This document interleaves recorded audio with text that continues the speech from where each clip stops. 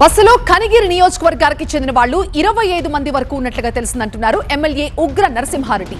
20 మంది ఆసుపత్రిలో చికిత్స పొందుతున్నారని, మిగతా వాళ్ళు చనిపోయినట్టుగా తెలుస్తోంది అన్నారు.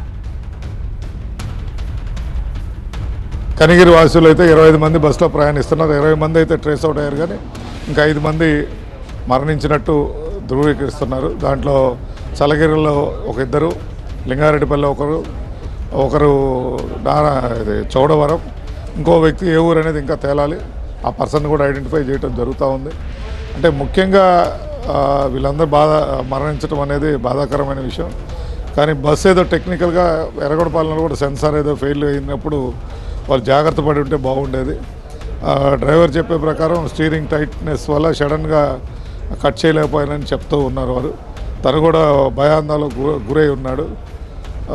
తప్పకుండా ఈ చర్యలు ఏదైతే జరిగినాయో యాజమాన్యం మీద కానీ, ట్రాన్స్పోర్టేషన్ కానీ ఎవరు నిర్లక్ష్యంగా కూడా వారి మీద తప్పకుండా చర్యలు తీసుకుంటాం. క్షేత్రయాత్రలకు ఏ అవసరమైనా కూడా హైయర్ సెంటర్కి రిఫర్ చేయమని చెప్పాం. వాళ్ళు వైద్యంకి ఏది కావాలన్నా కూడా ఉచితంగా చేపిస్తామని కూడా తెలియజేస్తాం.